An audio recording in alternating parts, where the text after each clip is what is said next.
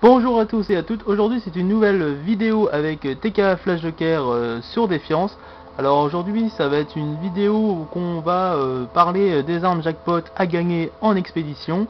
Et cette fois c'est pas n'importe laquelle, c'est les expéditions guerre des profondeurs, ce qui veut dire les ennemis mutants.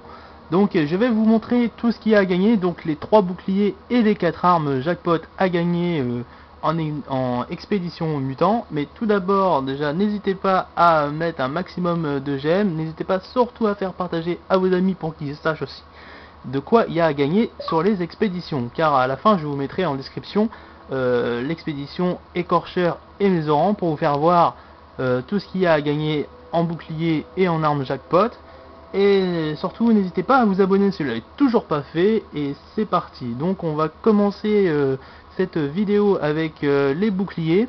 Donc, comme je vous l'ai déjà dit, il n'y a que 3 boucliers à gagner jackpot par expédition. Donc, nous avons l'horizon écliptique, mur fantôme et pot de fer. Ensuite, je vais vous dire les 4 noms des armes jackpot à gagner dans cette expéd. Et ensuite, après, on va partir sur les efficacités et les trucs intéressants à utiliser sur ces types de jackpot. Donc ensuite, après, vous avez le pistolet Veuve Noire. Donc, on va plus cibler comme ça. Voilà, sur la caméra. Donc, vous avez le pistolet Veuve Noire. Ensuite, vous avez le fusil d'assaut Requiem. Qui est aussi en nanobiologique parce que toutes les armes en mutant sont biologiques. Ensuite vous avez l'impitoyable qui est aussi du coup biologique, et après vous avez l'étoile noire. Donc l'étoile noire est pas biologique parce que les armes explosifs et les contaminateurs et les biomags à jackpot à gagner en expédition n'ont pas de nano, parce qu'à la base ces armes là ils n'avaient pas de nano dans le jeu quand le jeu est arrivé, donc ils n'ont pas de nano. Mais du coup ils ont 10% de dégâts en plus que les armes qui ont des nanos. Enfin bref. Du coup on va partir du coup directement sur les boucliers. Alors l'horizon écliptique, c'est un bouclier halo salvateur. Donc les halos c'est les boucliers les plus faibles dans le jeu parce qu'ils ont une capacité petite. Par exemple là, vu que c'est un jackpot, du coup vu que c'est un jackpot et niveau 6000, bien sûr je parle tout le temps en niveau 6000 hein, on est d'accord. Donc c'est un halo salvateur comme je disais. Donc sa capacité c'est de 20 270 avec un délai de 40% et un délai de recharge de 2,16 en seconde, avec 3 plaques d'armure bien sûr. Il a une résistance biologique. Du coup, vu que c'est salvateur, ce qui veut dire réanimation. Donc quand vous perdez votre bouclier, vous avez 20% de votre réanimation en plus sur votre réa. Donc vu que c'est un halo, vous avez rapidement votre réa parce que vous perdez rapidement votre bouclier. Et du coup vous récupérez rapidement aussi. Donc ce qui peut être utile pour les réanimations. D'ailleurs si vous avez regardé mes vidéos en expédition, c'est ce bouclier que j'utilise pour faire ma réanimation. Du coup ensuite on va partir sur le mur fantôme. Le mur fantôme c'est un tachyon.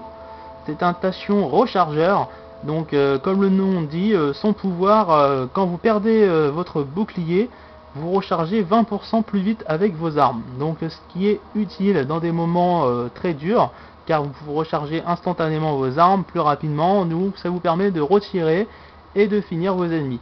En sachant que vous avez une résistance radiative dessus, donc ce qui permet de moins subir de dégâts grâce à cette résistance.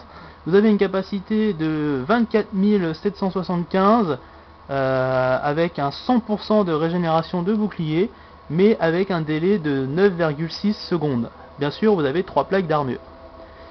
C'était tout sur ce bouclier. Ensuite, nous allons passer du coup sur le bouclier le plus intéressant de cette expéd, car par expéd, il y a un bouclier avec une grande capacité.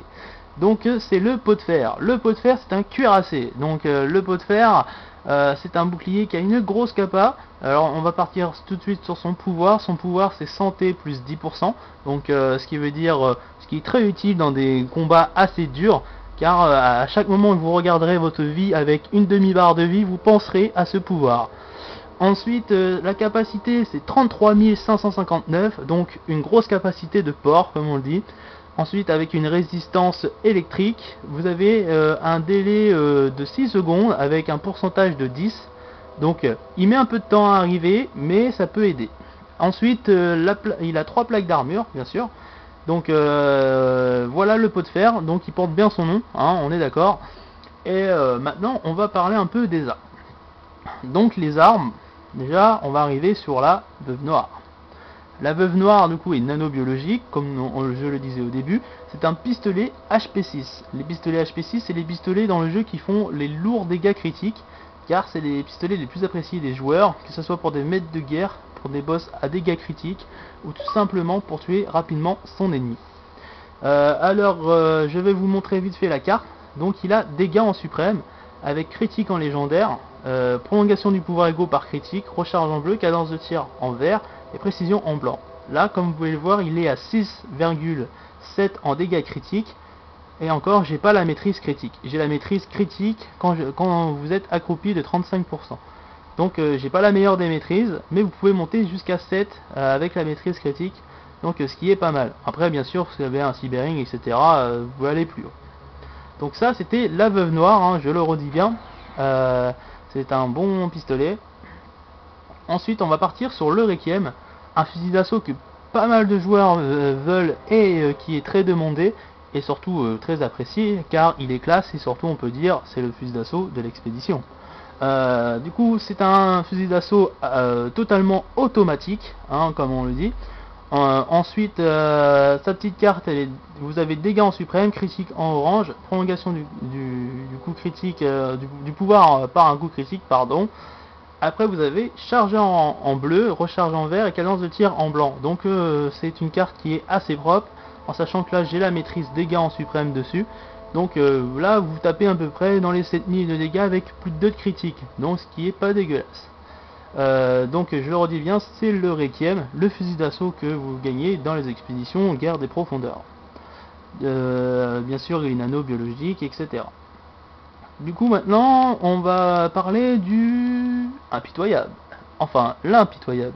L'impitoyable, c'est un berserk, donc c'est un fusil à pompe de combat, donc une cadence de tir extrême, donc il faudra tout le temps jouer avec ses deux analogues pour pas partir dans le ciel. À côté de ça, il a une carte avec dégâts en suprême, chargeur en orange, donc ce qui est très bien parce que c'est des fusils à pompe qui font pas tellement de dégâts, mais vu que vous videz votre chargeur en 2 secondes avec la cadence qu'ils ont, c'est un peu des fois chiant parce que vous avez pas beaucoup de coups de munitions des fois. Et là vous avez du coup en phrase violette la récupération du pouvoir égaux, et après vous avez cadence de tir en bleu, critique en vert et recul en blanc. Moi j'ai la maîtrise chargeur, donc j'ai plus 10, donc j'ai 40 dans le chargeur avec une cadence de tir de 5, donc ce qui est pas mal, vous envoyez du lourd. Et c'est quand même un petit plaisir de jouer avec ce genre d'arme parce que ça tire tellement vite que c'est drôle. Enfin voilà. Et du coup, je le redis bien, c'est l'impitoyable comme fusil à pompe. Alors voilà. Ensuite, on va arriver sur la dernière arme. La dernière arme qui est l'étoile noire. C'est un lance-roquette à longue portée. Pour ceux qui ont connu l'époque du Dubichu, le Dubichu en parenthèse c'était aussi un lance-roquette à longue portée, en anneau radiatif qui était de la synergie saturnale. Pendant une époque, il faisait mal en PVP, et bah ça c'est son semblable, étoile noire, qui est aussi un lance-roquette à longue portée. C'est une arme spécialisée pour les tirs loin, comme il dit le nom de base, longue portée.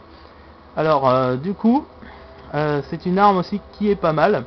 Elle avait un petit défaut sur la carte, donc j'ai dû un peu modifier ça, parce que vous avez dégâts en suprême, recharge en orange, récupération du pouvoir égaux en violet, cadence de tir en bleu, et vous avez rayon de dégâts max en vert et critique en blanc. Moi j'ai changé la verte pour mettre chargeur, parce que vous avez que 2 munitions dedans, donc vu que j'ai changé la phrase, du coup vous passez à 4, vous avez 4 dans le chargeur, donc c'est plus intéressant pour tirer et surtout pour tuer vos ennemis. C'est toujours mieux d'avoir plus de munitions, tout simplement. Donc je redis bien, ce lance-roquette c'est l'étoile noire. Donc ça c'était la petite présentation des 3 boucliers et des 4 armes jackpot à gagner dans les expéditions guerre des profondeurs, donc les mutants. Donc j'espère que cette vidéo vous a plu et ça vous a appris quelque chose sur ces armes et ces boucliers jackpot à gagner en mutant. N'hésitez pas à me mettre des commentaires hein, si vous avez des questions et pour m'aider sur certaines vidéos à l'avenir qui pourraient être présentées. Et surtout, n'hésitez pas à vous abonner et à mettre un petit j'aime, ça fait toujours plaisir hein, pour savoir si ça vous a vraiment plu. Et surtout, je compte sur vous pour m'aider à monter sur la chaîne jusqu'à 100 ou à 120 abonnés pour que je puisse vous faire voir cette petite vidéo qui pourrait être sympa de mettre 5 jackpots en suprême, en sachant que vous avez vu les arcos que j'ai, il y aura moyen que ça passe. Donc c'est à vous de voir si vous êtes motivé à la faire. Et moi je vous dis ciao les amis et merci d'avoir regardé. Salut!